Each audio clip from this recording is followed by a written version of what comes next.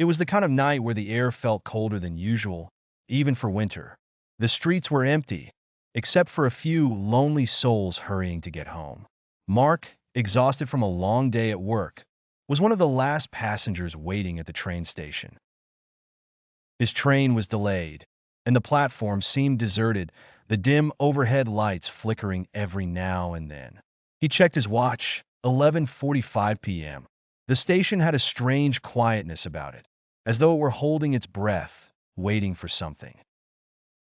Mark shuffled his feet, trying to keep warm as he looked around for any signs of life. Just as he was about to take out his phone to check for updates, a voice crackled over the loudspeaker. The last train to Hillcrest will depart in 10 minutes. Hillcrest was his destination. Relieved that the train was still running, he took a seat on one of the benches and glanced around once more. There was no one else in sight, which he thought was odd, given that it was a busy route. But he shrugged it off. It wasn't the first time he had been on a late-night train, and it probably wouldn't be the last. 10 minutes later, the train pulled into the station with a loud screech of its brakes. It was an old model, one of the last in operation, and it rumbled to a stop with a series of groans. The door slid open, and Mark stepped inside. The train was eerily quiet, with only a few dim lights casting shadows along the narrow aisle. Mark took a seat by the window. He wasn't one for small talk, especially when he was exhausted, so he leaned back in his seat and closed his eyes, letting the rhythmic sound of the train's movement lull him into a sort of trance. The gentle rocking of the train made him feel oddly safe, as if the world outside had disappeared entirely.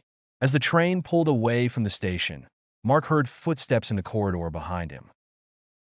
He opened his eyes, thinking maybe another passenger had boarded, but when he turned around, he saw no one.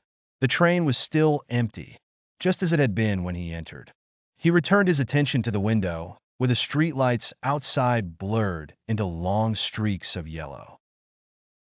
As the train sped forward, he felt a sudden, inexplicable chill, one that seemed to seep into his very bones.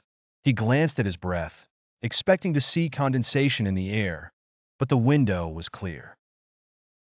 He pulled his jacket tighter around him, shivering for no reason. Suddenly, out of the corner of his eye, he saw a figure standing across from him in the reflection of the glass. At first, he thought it was just his imagination, but when he looked directly at the figure, his heart skipped a beat. There, reflected in the dark window, stood a woman. She was dressed in a long, flowing coat that seemed out of place in the modern train car. Her face was pale, almost ghostly, and her eyes were empty, as if all the life had been drained from them. Her long hair hung in limp strands, and her mouth was closed tightly, as though she were holding something back. Mark turned quickly to face the empty seat across from him, but there was nothing there. He looked back at the window. The figure was still there, standing behind him, her hollow eyes staring directly at him. He felt a wave of panic rise in his chest. Was he imagining this? Was he so tired that he was seeing things? He turned around again, but there was still no one behind him. Yet, in the reflection, the woman remained, her eyes now moving, as though following his every move. His breath quickened as he tried to rationalize what he was seeing. Maybe it was some sort of trick of the light or the reflection from the overhead lights.